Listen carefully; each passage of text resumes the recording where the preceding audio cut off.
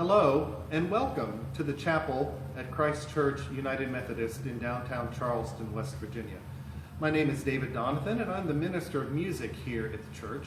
And I wanted to come into the chapel today to tell you a little bit about this unique and beautiful pipe organ that we have here in the chapel, as well as tell you a little bit about the opening hymn that we will be singing this Sunday.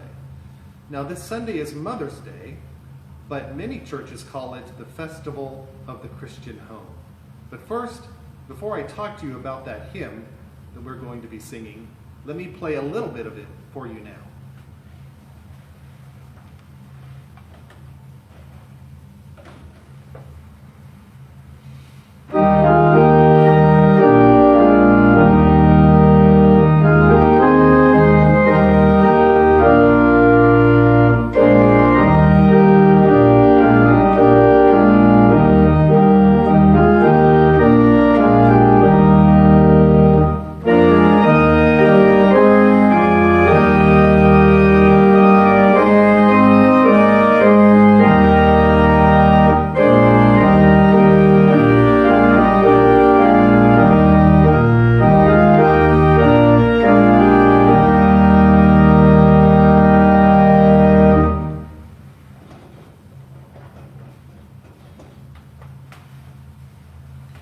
Now, for most of you, you probably know that hymn to the text, "This is my Father's world." But this Sunday, which is Mother's Day, we are going to be singing that melody to the text, "How Can We Name a Love?" written by Brian Wren, one of today's leading hymnody writers.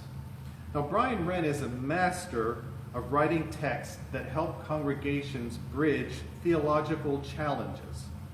We understand God to be omnipotent, a being that many would call transcendent, or something that is beyond human understanding. At the same time, we also understand God as being immanent, or present with us, when we say the word Emmanuel, which means God with us. Now, these two theologies come together in Brian Wren's hymn, "How Can We Name a Love?" which is number 111 in the United Methodist Hymnal. Here are the first two verses of this hymn. How can we name a love that wakens heart and mind, indwelling all we know or think or do or seek or find? Within our daily world, in every human face, love's echoes sound, and God is found, hid in the commonplace. If we awake to life built on a rock of care, that asked no great reward, but firm, assured, was simply there, we can with parents' names describe and thus adore love unconfined, a father kind, a mother strong and sure. Now, this hymn is full of imagery of God being a loving parent. It also shows God is all around us in every face that we meet. It's the perfect hymn for this weekend when we will celebrate Mother's Day. It's a perfect hymn to celebrate love. Now, let me tell you a little bit about the history of this pipe organ. This organ is actually an Andrew Carnegie pipe organ. Now, Andrew Carnegie was a Scottish-American industrialist who made millions, if not billions, in the steel industry. But what many people don't know was that Andrew Carnegie was a lover of the pipe organ. That love of this musical instrument led him to funding the purchase of over 7,689 pipe organs throughout the world, including 4,092 pipe organs here in the United States. Unfortunately, many of these pipe organs have been lost throughout the years because of age, poor maintenance, a dying lack of interest in the pipe organ, and even by being replaced by other more modern instruments.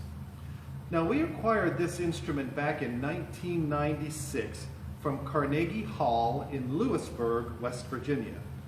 The hall in Lewisburg was undergoing a major renovation, and they did not have a need for the pipe organ that you see here behind me, which happened to be purchased by Andrew Carnegie in 1904 for the Greenbrier School for Women, which used to be in the building that we now call Carnegie Hall in Lewisburg, West Virginia. Now, the contractor for the Carnegie Hall renovation called me because at the time I happened to be the dean of the Kanawha chapter of the American Guild of Organists. He called to see if I knew of a church that might be interested in a small pipe organ. For free, Carnegie Hall was going to donate the pipe organ to a good home. I immediately said that we would be interested in the organ here for the chapel at Christ Church, because up to 1996, the instrument that we had in this chapel was a Hammond B3 electronic organ. Now, here's a picture of the way the organ looked when it sat on the stage at Carnegie Hall in Lewisburg. The instrument, I believe, was called a unit organ. As you can see, it's all self-contained. It had its own casing on the side and across the front, and it was just a unit that was built and placed on a stage. Now, when we put the instrument here in the chapel, we had to do some physical renovations to make it fit into the space. But once we got it into the space, it was absolutely a perfect match, and it fit the need for an instrument in this beautiful neo-Gothic chapel. Now, we did accept the organ for free, but like I said, we had to raise some funds to refurbish it before we installed it. Fortunately, the workmanship that went into constructing this instrument in 1904 was excellent, and so we were able to renovate the instrument while maintaining its historic character and tubular pneumatic action for all of my organist friends watching this video. It has now been in this chapel for over 20 years, and even though the instrument itself is over 100 years old, it has been well maintained and it is in perfect condition. We aren't using this space right now because we aren't holding face-to-face worship, and normally we have one worship service on Sunday in this space. But I wanted to come into the chapel and share with you a little bit about this beautiful instrument and about the first hymn that we'll be singing Sunday. Take care, and may God continue to bless you in everything that you do. We hope to see you Sunday morning during our live stream while we celebrate Mother's Day.